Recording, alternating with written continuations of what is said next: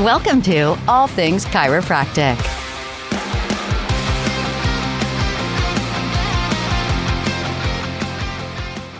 Welcome to All Things Chiropractic. I'm Paul Andrews.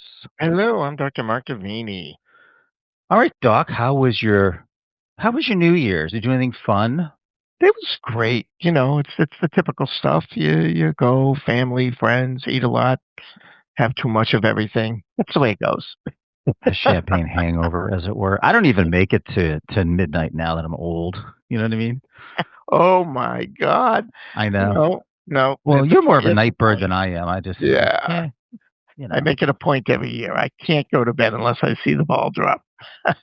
I heard it's like a brand new one that they just built. Like it took like handcrafted, like a billion different Tiffany crystals or something. Yeah. What I find interesting is they always make this big deal about that, about the ball and the crystals. And then you look at it, and guess what? It looked just like last year. I know. By the way, who pays for all that? I mean, it takes like, I don't know, I think they said 2 or 3 years for tons of artists to make that and then put it together. Yeah, I look at it this way. There's an awful lot of people with a lot of time and money on their hands. There must be, because, wow, I'm like, Wow. okay. Pretty But here amazing. we are, facing a whole new year. It's really great. I mean, I hope everybody is sitting back, planning on the new year, making sure that they have their goals set, ready to go, know what they want to accomplish. Don't go into this year blind. I'm excited for 2026. I know that there could be a lot of people that maybe aren't, but I am, because, once I love doing my goals, as you know, and once I have them written down, then it's like, I'm ready. I want to make this plan happen. And there's a lot of anticipation and eagerness that I have. I can't say, it certainly wanes and ebbs and flows throughout the year.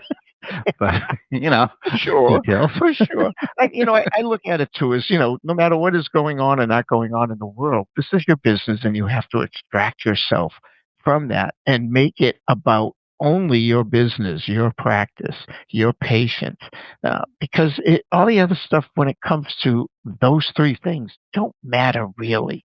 When you've been around long enough and you've seen the ebb and flow of everything, like you said, you just recognize that everything's cyclic. So make your plan, work your plan, and your plan will fulfill itself. And I'd say, like, I would anticipate that you might have to ebb and flow and adapt with your plan if it doesn't go exactly what you want or the way you anticipated, right? I mean, these things, it's a new year. Let's just wipe the slate clean, so to speak. And we're excited about this year with the podcast, and we're lining up some guests. So in case you're sick of listening to just the two of us, we'll have some other voices. Whoa. I can't imagine that. I can't imagine. Yeah, well, at least me. I can't imagine them. Another story. Anyway. Really, yeah, just sit down, focus, make it about your patients, and everything else falls in place. So let's get into the episode. Today's episode, we are going to be talking about tech trends in chiropractic and looking to the future a little bit, I think. It's a great topic because it's so ever-changing. And even though we've mentioned a number of these things before, the concept here is we're trying to embrace the idea that the world is changing, and it's changing so quickly that we have to keep up with it or it will leave us behind. Right. And we're not just talking about artificial intelligence. We did an episode on AI. I feel like we could do one every week because it's changing at that speed, if not faster. But we're also talking about clinical modalities and therapeutic procedures that are evolving, changing. What is that? Resistance is futile. Resistance is futile. Oh my God. Right? Let's go back to the board. Yeah. But I mean, I would say, embrace, but be cautious as you embrace all of these technology updates and integrations into your office. But let's dig into a few of them. Yeah. I think it's a good idea. Yeah, and let me just give an example, a real life example of how this happens. And sometimes it happens and you don't even know it.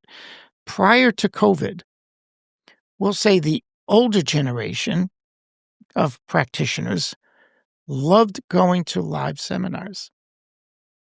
Boy, is that over. And I don't even know if they loved it as much as they were most comfortable with it.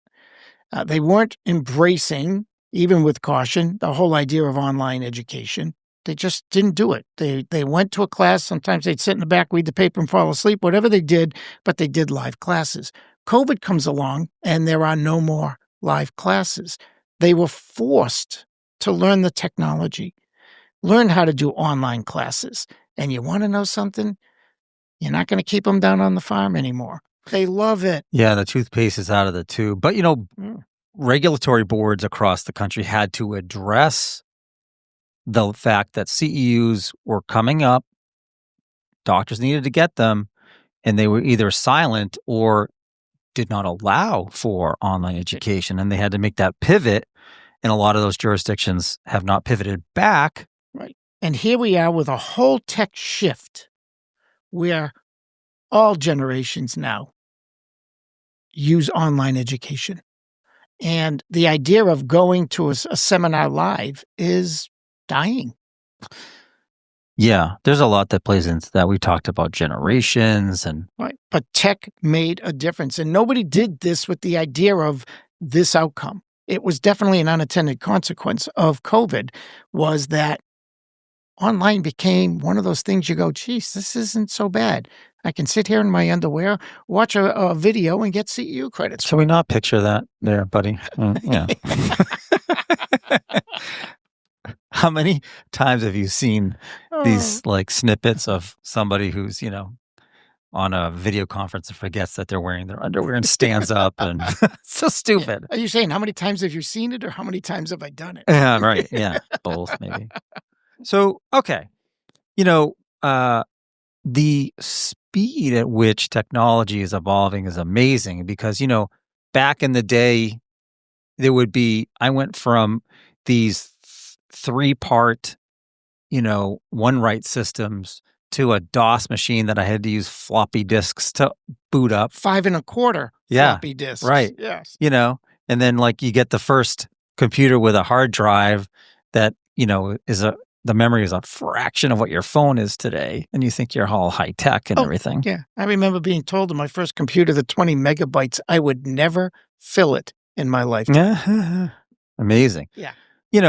Now today we're looking at how AI has just transformed the landscape in so many different professions and industries. But let's dig into a few things that I would want to talk about. We did an episode on frequency therapies, so we're not going to be redundant there, although they certainly could be included in these tech trends for sure. Oh, absolutely. It's a whole new light on the program. Wow.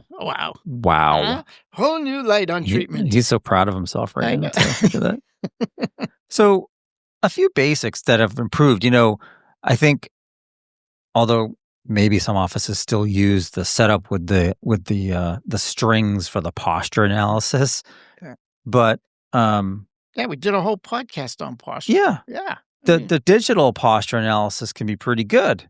And those apps have gotten better, cheaper, easier to use. They do all the calculations for you and how much weight, the neck muscles are carrying with forward head carriage.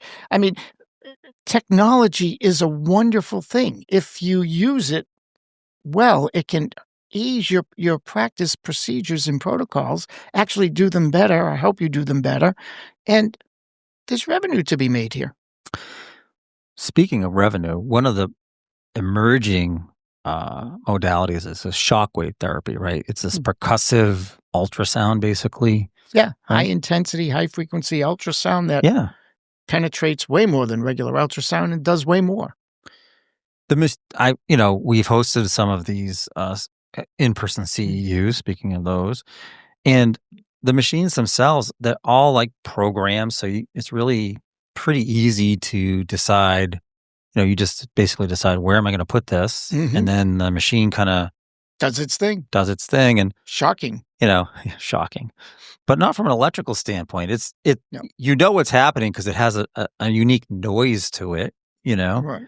But I had it done on my TMJ, and I'm like, this is the best TMJ treatment I've ever had. It was really effective. And yes, the machines can be a bit pricey, but those are even coming down in price. Right. But what I like about something like shockwave and laser and almost everything we're going to talk about today is that it can be very easily a self-pay service because insurance, one, is unlikely to cover it. Big shocker there. And two, because it has such a quick clinical impact with the patient, oftentimes, they're more willing to pay for it because it's relieving. It's helping. Oh, I mean, think about some of the things when we just talk about advancements, or we'll say better ways to do the same thing. So shockwave is a form of ultrasound, right? Laser is a form of radiant heat because heat and laser, red lights and all those things. So it's an advanced form of when the old days when people used to put red light on people to give them warmth.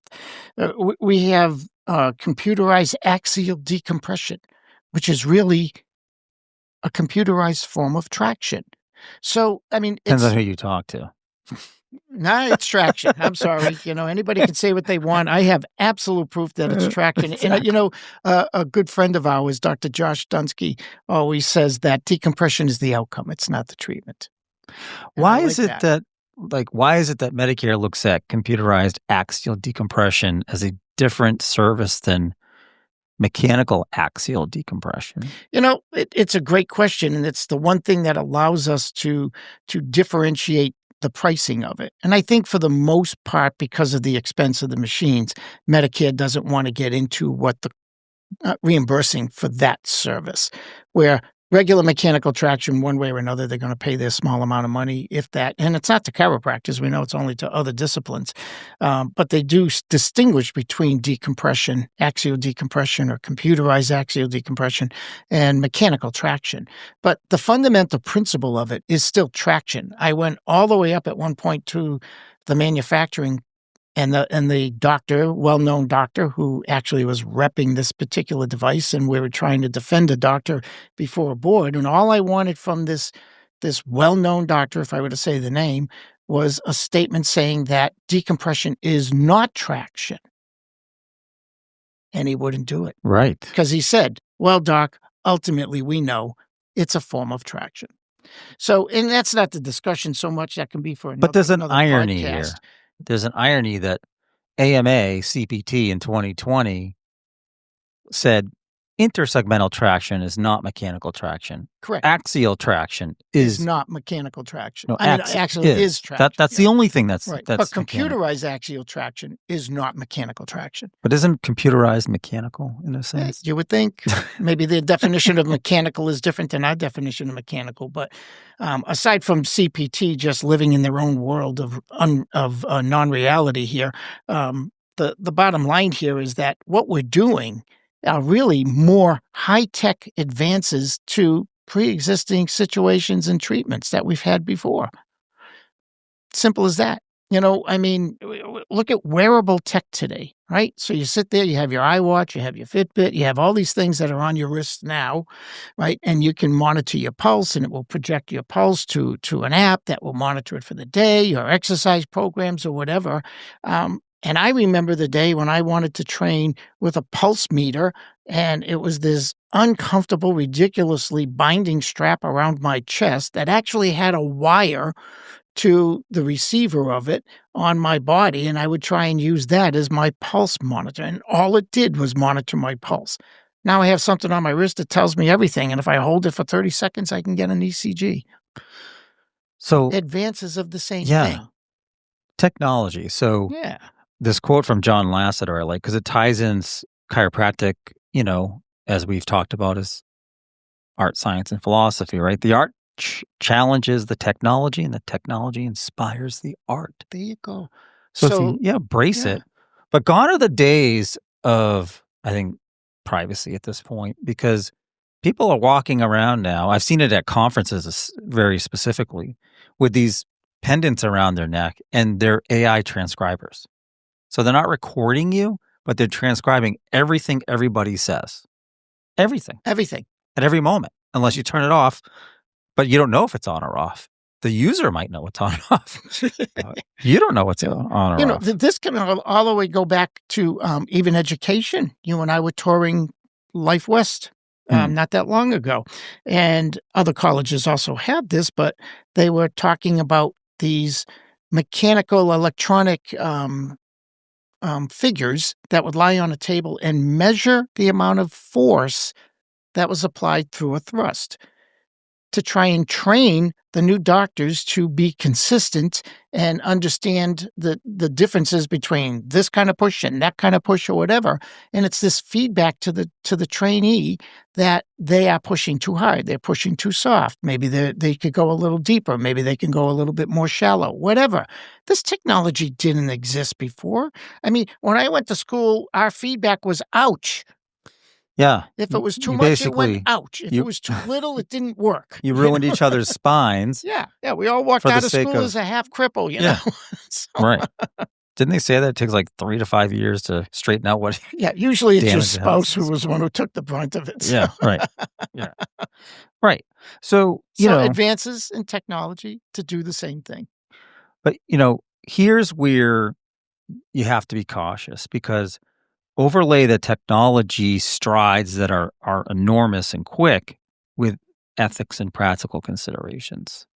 So I was at FARB, the Federation of Association Regulatory Boards, and one of the presentations had a presenter who did some research about AI and with respect to regulation. And so across the country, there's been for a while now a deregulatory trend. Like, let's make it easier to get licensed, remove barriers is a common phrase. But the research showed that now that you've introduced this new thing, AI, fairly new, that there is now the public considers regulatory boards a much more important centurion for the ethical and practical considerations of AI, which I thought was interesting because, right, AI, you program it to do something and then it starts to learn on its own, so to speak, with this large learning models. And we've seen in the headlines things about how AI tries to, save itself if it knows it's going to be turned off. It sacrifices certain things or people. It makes judgments, and those judgments are not necessarily yours. This quote, "Technology is a useful servant, but a dangerous master." Christian is so true. Lang. Yeah. I mean, there's so many different areas that it's going to influence us.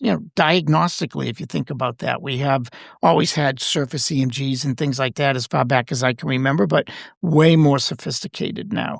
We have, the posture analysis that we mentioned. Now we actually have thermography units that actually work, where they actually say something, or motion studies that can do so with much less radiation, if any radiation. Everything is advancing, and you have to say to yourself, how does this impact what I do in my office? So sometimes these things just may not apply. And the bottom line is, no matter how much tech there is out there, there is still an art form to adjusting. So to me, I think about this as how can I leverage this technology for better clinical outcomes and a better bottom line? Absolutely. Because it's all about that, really. We want to be more efficient. We want to be more effective. And in doing so, we still need to make a living. And you want to know something? I say this a lot, and some people don't necessarily embrace the concept, but you go through a lot of school. You come out of that school and you take on the responsibility of treating people with risk. There's always risks. We deserve a higher rate of pay than serving coffee. I'm sorry. We deserve a higher rate of pay than serving coffee. Well, it takes a lot more to get to the point of serving a patient. Right. So the income is an important element, because when the definition of burnout that we talked about is that the reward doesn't meet the work. And you have to be able to feel like not only are you helping people, of course, that's ultimately what we do, but you still have to be in business and be able to help people. So if you're not in business and you're not surviving as a business, you're not going to help anybody that way. So technology is a way of enhancing healing and helping people, but also enhancing the bottom line. That cliche that, if you're not moving forward, you're moving backward. It's so true right now. So the questions I have are like, well, okay, where do I start? Should I embrace this AI integration in my EHR? Like, should I bring Well, on wait a minute. Start out by having an EHR. Yeah. Well, yeah. I come across way too Yeah. many people who still don't have EHR. We keep toying with doing an episode on EHR, but it's like, it probably isn't going to be pretty. So, Well, let's just summarize EHR with my favorite phrase to people. All of them suck. yeah, You just have to find that sucks the least to you. right. Yeah, exactly. Right. I mean, I know if they would just talk to a doctor on the clinical charting side and they talk to someone like me, a biller on the billing side, you could make a really nice one. Right. But nobody ever, it's like But designing no. cars. They never talk to service. The Right. designers just draw what they like and Yeah. there it is. You have to take the engine out just to change the spark plug. Yeah, yeah, exactly. So when it's like where to start, and it really depends on the appetite of the person, probably generationally, it's going to have some influence too about how much they embrace technology. And to me, if you can find something that's going to make your job easier or more efficient, better clinical outcomes, better bottom line, those are the things I would explore right away. Right. And no matter where you are on this continuum of your understanding of technology, what we're saying is you have to advance at your own pace, at your own rate, with those things that you deem to be the most important to you, but you have to advance. If you sit too long in the past will leave you behind.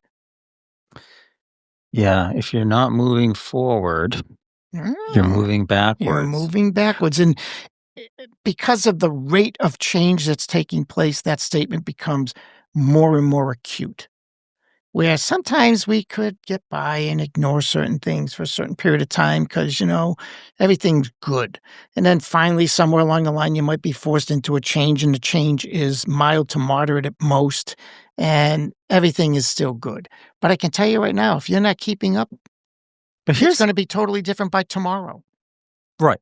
But that leads right into, here's the challenge that I have, I think that perhaps a lot of doctors have, is that you can't, it's so hard to get into a rhythm because of the pace at which things are changing. Few examples. EHR, we talked about it, right? There are some softwares out there that you literally, the browser-based ones, you log in the next day and stuff is so different because they quote unquote enhanced it that now you have to relearn it, where things are, how things work. Wait, you have to stop and watch 3 hours of videos because you can't talk to somebody to train you. And then you think of it from a doctor's standpoint, trying to create a rhythm to do volume. It's very frustrating. Like I can completely see that. And I agree with you totally, because the bottom line is that things are changing so fast that if you think because I did something on Monday, I won't have to do something on the following Monday, that's where people fail. What you have to do is, like everything, build into your system, your life, your schedule, your procedure, time for update, time for review, time for improvement. What people do is they do it the one time and it's like, oh, geez, I just updated my EHR. And then they think they're good for the next 5 years. And that's just not the way it is.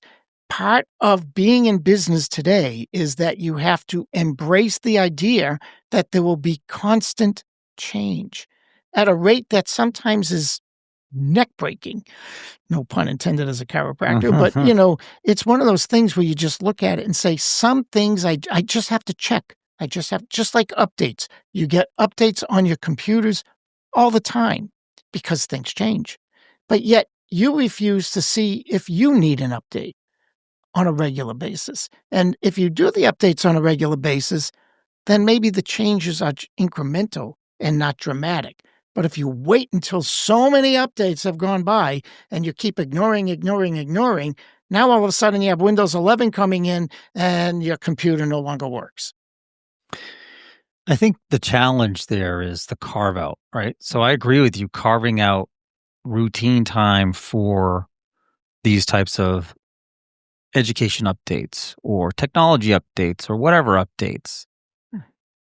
My complaint from the billing side is we don't get paid enough by insurance companies to carve out that time. Exactly. Exactly. And it really becomes one of those things where you say, it's just the cost of doing business, and somehow or another you have to figure it in and then maybe find other ways, like what we just mentioned, to increase your income to compensate for the fact that you must put more time into things that you didn't have to put time in before.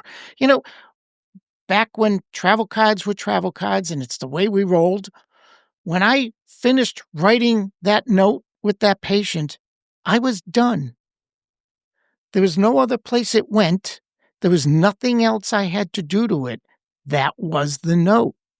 Now with EHR, there's so many more steps to do the same thing. Yes, the notes are better, and the demand for a better note is greater, but I didn't have to go through that. So now, with things like EHR, you had to carve out time to learn the program, to find a way to streamline it as best you can, to fit in the place where you're going to do that note, which is hopefully at the encounter time. All of these things are now new thought processes. And yes, they take time and they take effort and they maybe take away from your bottom line, which now goes back to, we've done podcasts on CAs and how they can improve your bottom line. We're talking here about, high tech. We did the frequency therapy one. We're recognizing that to stay current, you need to also adapt.